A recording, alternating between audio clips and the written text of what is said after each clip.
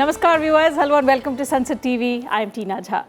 In perspective today, we will be talking about the heat wave conditions in India. In fact, we've all been feeling the intense heat for the past few weeks due to rising temperatures in large parts of the country. In several cities, maximum temperatures neared about 50 degrees Celsius. Now, as per the IMD, it was the hottest April in terms of day temperatures in weather data going back to 1901 in parts of northwest and central India. While across India, this was the fourth hottest April on record. The scorching heat made it extremely difficult for people to work outside. For all those stepping out of their houses in temperatures hovering above 40 to 45 degrees, life has been extremely difficult. And to make matters worse, power cuts have been reported from several states. Now, amid the soaring mercury levels, the centre urged states and union territories to review their health facility preparedness. In a letter last week, Union Health Secretary Rajesh Bhushan urged the states and the UTs to ensure the availability of adequate quantities of essential medicines, sufficient drinking water, and continued functioning of cooling appliances in critical areas. But when will we get a respite from the sweltering heat? What can we do to tackle heat wave conditions? Are increasing temperatures and persisting heat wave conditions for longer periods an impact of climate change? Also, what does the Intergovernmental Panel on Climate Change say about increasing temperatures and its associated problems? These are some aspects that we will discuss on the program today. And for this, I am joined by three eminent panelists. So let me first introduce them to you. It is my pleasure to welcome on Sansad TV Dr. Mrityunjay Mahapatra. He's Director General, Indian Meteorological Department, Government of India. I also am joined by Dr. Vibha Dhawan. She's Director General, TERI. And Dr. Roxy Matthew Cole, he's Climate Scientist, Center for Climate Change Research, IITM. Thank you to all my guests for joining me on this edition of Perspective. Dr. Mahapatra, let me begin the program today with you. So, large parts of the country have recorded their highest average temperatures on record in the month of April. Are the scorching heat wave conditions likely to persist even going forth in May? As you pointed out, in the month of March and in the month of April, country has witnessed the abnormal rise in temperatures leading to occurrence of heat wave conditions and severe heat wave conditions, mainly in the parts of northwest India and the central India.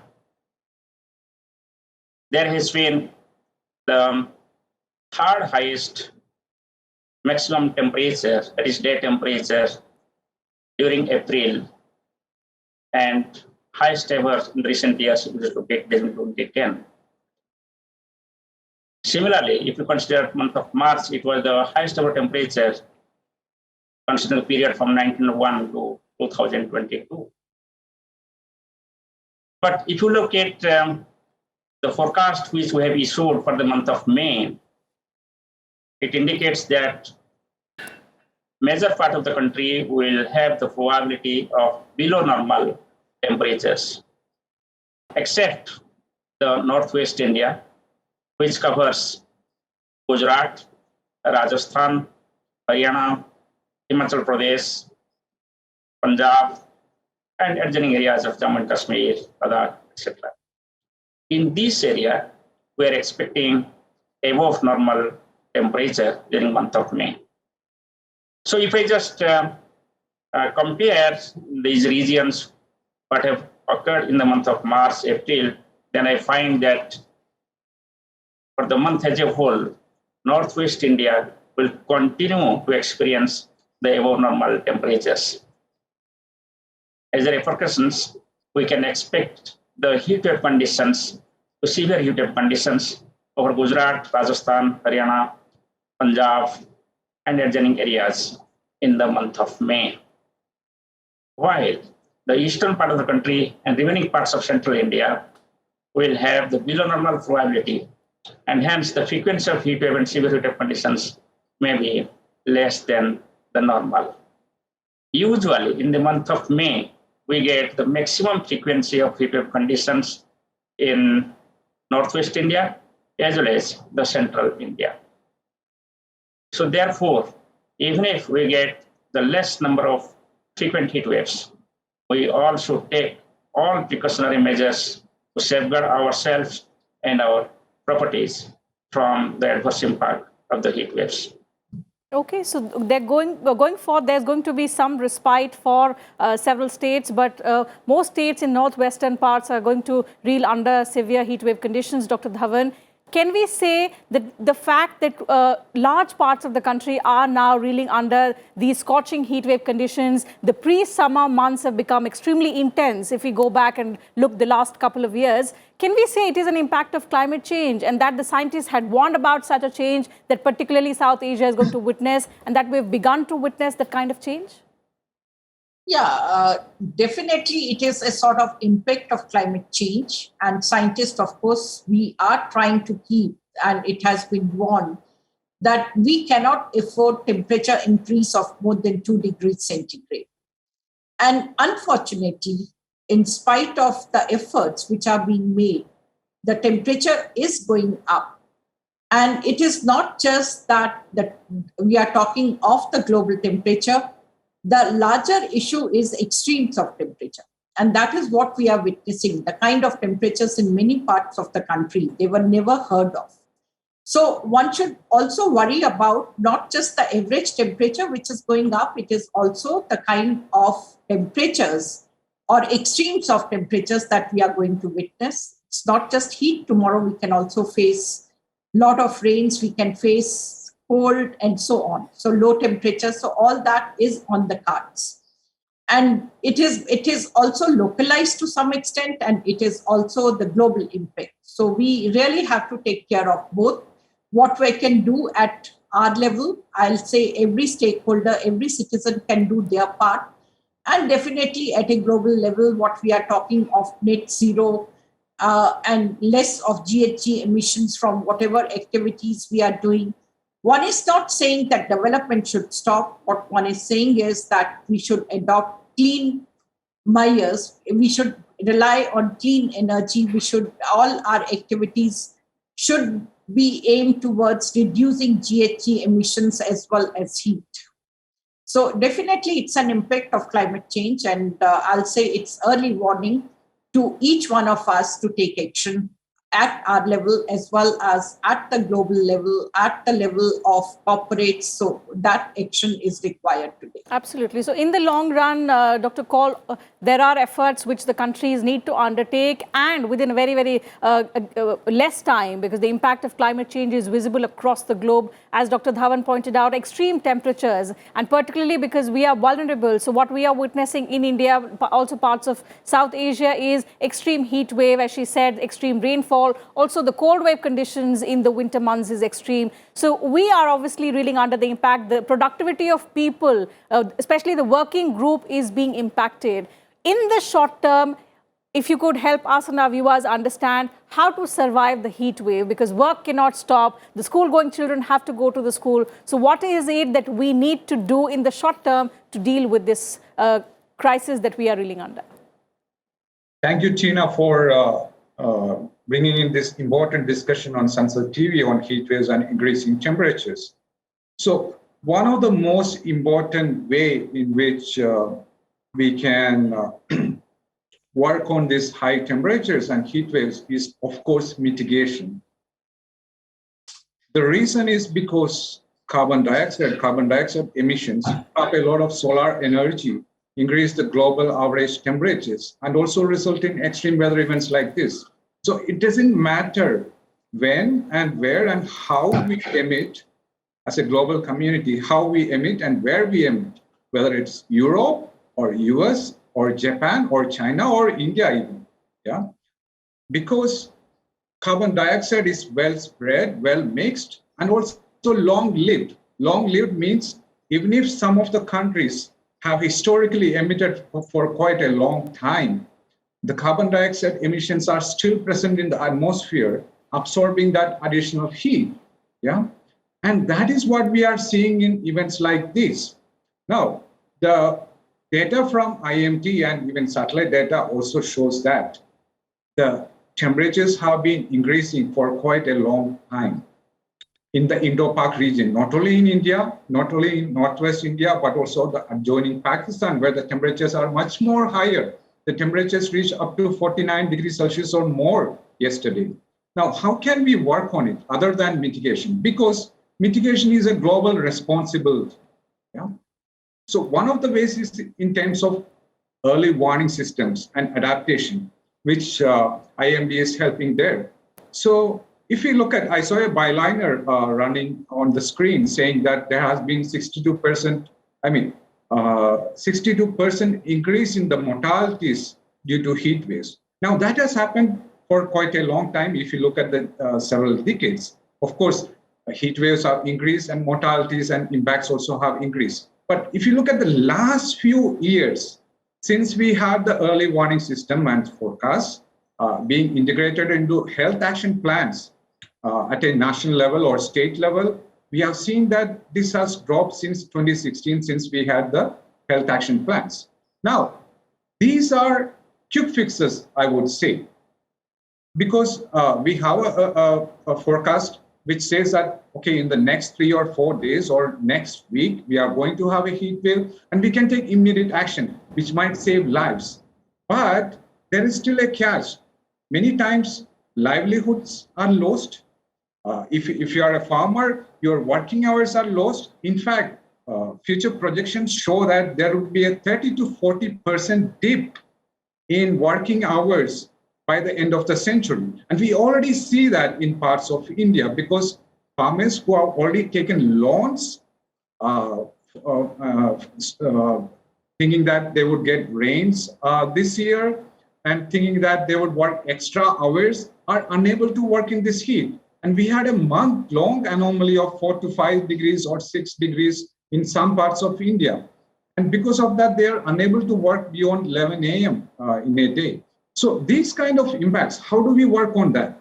And another impact is on anyone on daily activity. For example, my son goes to school. Yeah, my son goes to school even in this terrible heat waves. I am living in Pune, where the weather is generally okay, generally mild, but the temperatures have gone above 40, 41 degrees Celsius. And he's coming back on a school van without any air conditioning, and the sunlight and the heat is pumping on him. He's heat struck when he comes home. So we talked to the school principal, and they were able to adjust the hours. But that is a quick measure. We need that kind of policies across the district, across the state. Now we have data to show that, okay, these and these regions are prone to heat waves and where the heat waves are increasing further. So we need policies integrated at a district and state level based on the regions which are susceptible to these heat waves, so that we can, save and survive. We can save our kids, save our farmers as well. That is what I would aim for. Absolutely. Dr. Mahapatra, let me get in your perspective on two important points raised by Dr. Kaul. One, of course, is that at a time when we have already been impacted by the pandemic, it's been 2 years, the third year we are just trying to get up on our feet. Livelihoods we have seen have been severely impacted due to the pandemic, and now we have to face the pre-summer months wherein the temperatures are going beyond 45 degrees Celsius. Dr. Kaul said he, as parent of a young child, it's difficult for him to see his child go to school in such extreme temperatures. Likewise, I am mother to a young boy who's studying in class 1. He has to go to school. By the time at 2:30 in the afternoon he deboards the bus, it's painful for him to see, because it's difficult for children to cope up with such extreme temperatures. So in the short term, as he said, schools can readjust the timings. But in the longer run, do we have enough mechanism to advise and strictly advise these prone areas which are susceptible to, in extreme heat waves, and wherein they can take precautions well in advance so that livelihoods don't suffer, so that people of vulnerable age groups do not suffer? So there are different plans and programs as for the Prime Minister's 10-point climate change action plans towards the science themes, and towards development of tools and technology, and also towards the adaptations and mitigation measures. So what we find, actually, we have to find out the ways and means by which we can reduce the source of emissions of different types of anthropogenic gases, which is leading to rise in temperatures. number one. Number two is that we should increase our sink. That means the sources which absorb the gases like carbon dioxide, and hence they do not impact the environment. And so these are the broad perspective by which the various action plans are in place with the policies worked out at the international level, at the national level, and also at the state level. I'm happy to note that almost all states in the country are also adopting the state action plans and also the climate change centers. So while we go for all these adaptations and mitigations based on the large-scale policy, there are also certain actions at the individual level, or you can say the micro level. For example, we can also ourselves minimize the ejection of the gases from the transport sector by minimizing our travel. Or we can have certain types of afforestation and can avoid deforestation in the individual level. We can also regulate the use of such materials which are contributing to the greenhouse gases. So there are many such do's and don'ts available and prescribed in the action plans at the state level and at the central level. So apart from that, there will be many other repercussions. Just going by the day-to-day living, we talked about the children educations and their transports, etc. I will tell you, this heat wave can have the large-scale impact on the economy. For example, if you consider the power sector, you can see that there is large-scale impact on generation of power, load forecasting, and distribution of power in the country during the month of April because of these heat wave conditions.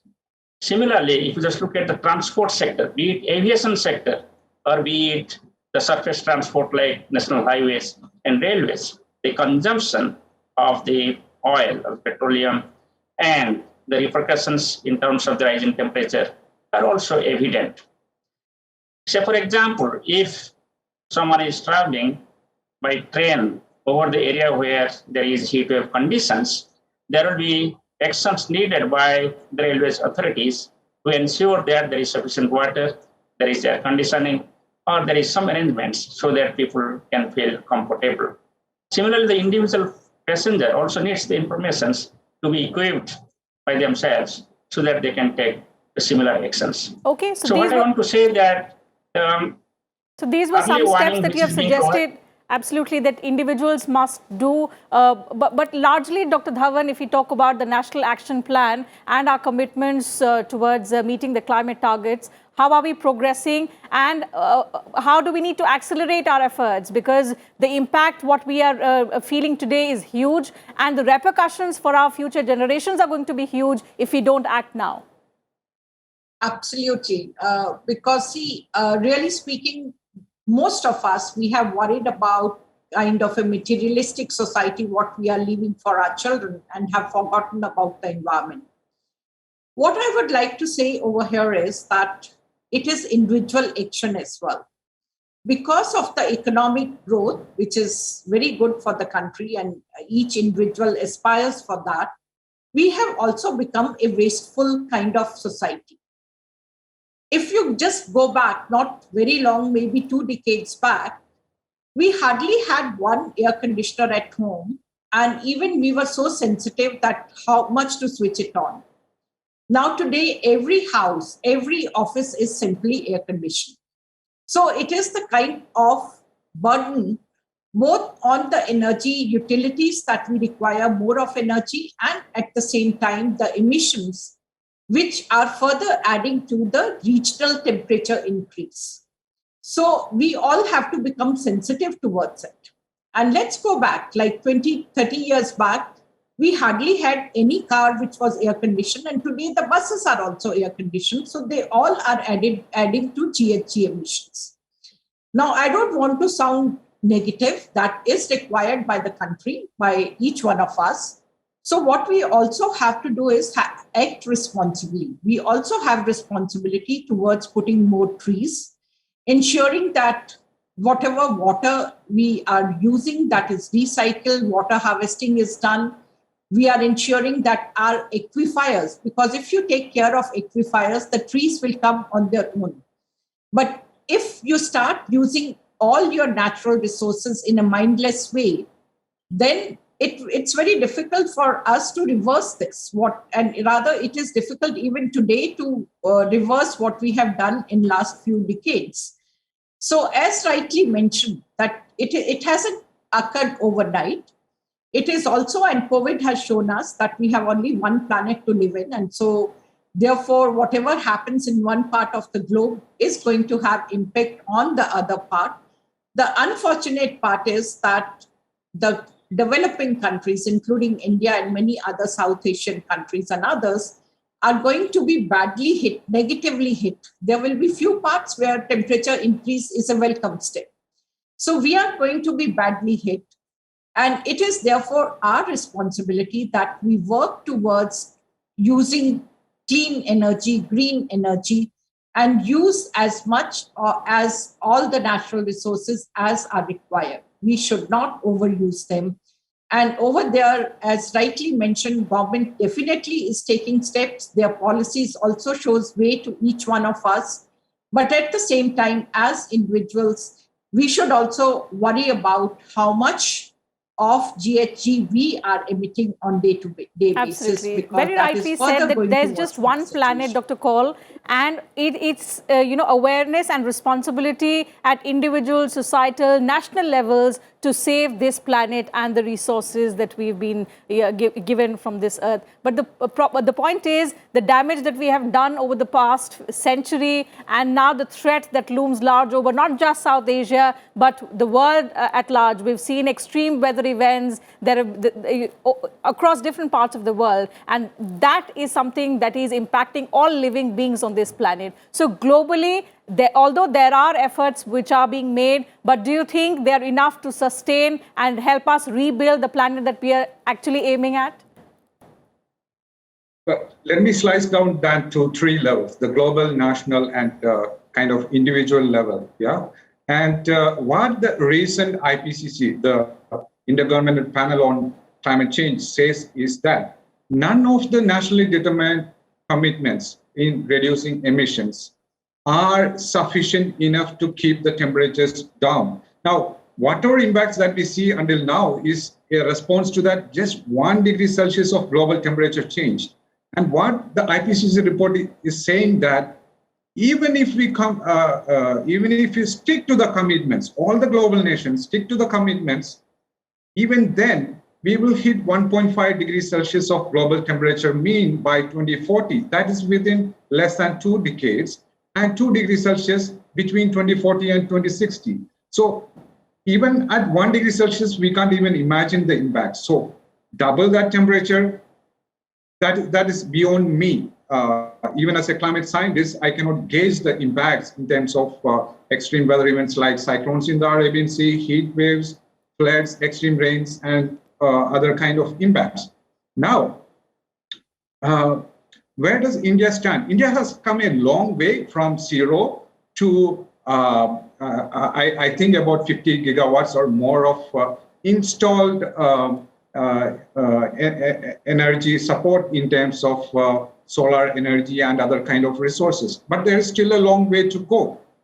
And I see that there is an opportunity, like Dr. Dhawan said, despite of who emits, it's mostly the people in the tropical regions, especially South Asia, that are being badly hit. Yeah, we don't see these kind of extremes anywhere else. Of course, we saw floods and all in some other regions, but that was kind of a one-off event. We are seeing floods every year in different parts of across the country, right? So India has an opportunity here to be a leader of South Asia in terms of investing in renewable energy resources. So instead of importing Tesla and electric cars from US and all, we should be the country that is innovating and also exporting these kind of renewable products that can save the planet, or at least for South Asia, because we are being badly hit. Now, that is on a national level. Now, the issue here is that at a local level, at a person level, or even at a panchayat or village level, we cannot wait for global community to come together and react and wait for that future. Or we cannot even expect that all national agencies to reach at a local level. So we need collective actions. Yeah, I have seen citizen science networks and collective actions from local panchayats, along with agencies like IMD, National Disaster Management, local administration work together. So there are regions where the impacts are huge and increasing further. So we need to identify, maybe panchayats have to identify themselves and see what action plans they can take. Because a national climate change action plan and a state climate change action plan may not work for them. Though we see climate change as global, impacts are always local. The solutions are also many times local. Yeah. So we need to observe these kind of changes, monitor these kind of changes at a very local level.